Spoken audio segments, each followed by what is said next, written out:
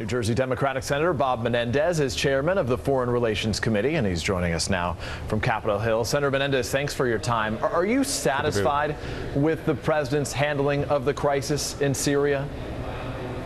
Look, I think the president is right in terms of trying to figure out who are those vetted opposition forces that would largely share our values in terms of what we want to see in Syria. And it took time to figure that out. But now that from every account, we have a good idea of a universe of opposition forces who would be aligned with us, then it seems to me that it is time to move vigorously forward because, you know, we obviously need to tip the scales here in order to achieve a political solution, and we can't do it under the present circumstances, and our vital national security interests are at stake. And let me follow up on that thought, the need to move vigorously forward, as you indicate. You yourself said 6 weeks ago that the president that the red line had been crossed. You offered a bill at that time to begin arming the Syrian rebels. I guess the question now is, has the president waited too long to act? Is it too late to turn the tide in Syria?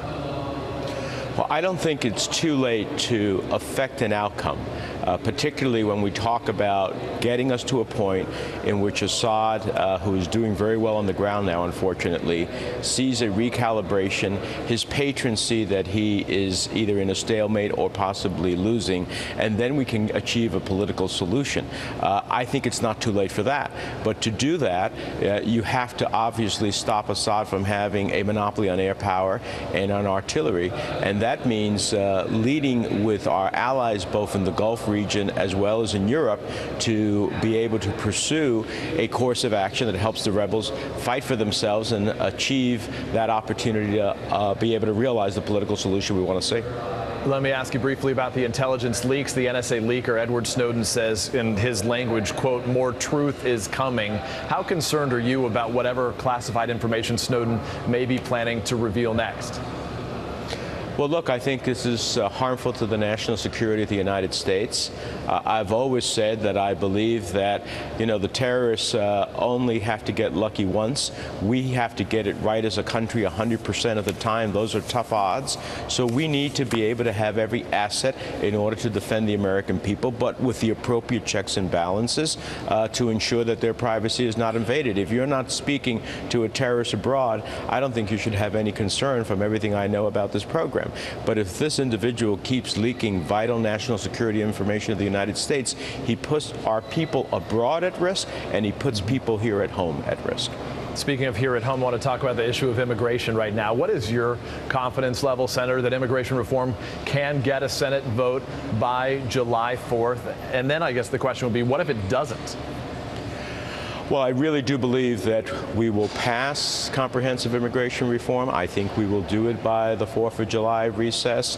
And as we continue to meet with the Gang of Eight and others who are interested, I can see where we get to those votes, and I can see a pathway forward.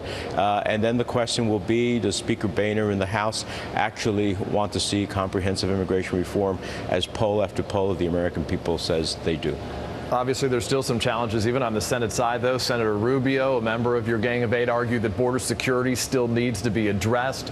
You've expressed concern that that could be an excuse to block the whole bill. The committee's obviously been frustrated with Senator Rubio at times. Are you afraid that that issue could derail this whole thing?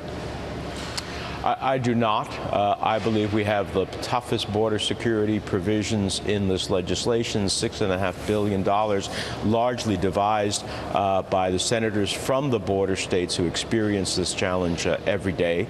I believe we are open to legitimate efforts to improve that, to have greater specificity in the legislation. But what we are not open to is having a trigger that ultimately undermines the pathway to citizenship, because that's a vital part of reform. And just to reiterate, before July 4th, right, Senator? I certainly believe so. I think we can get there, and I think it's important to do so. All right, Senator Menendez, we appreciate your time today. Thank you.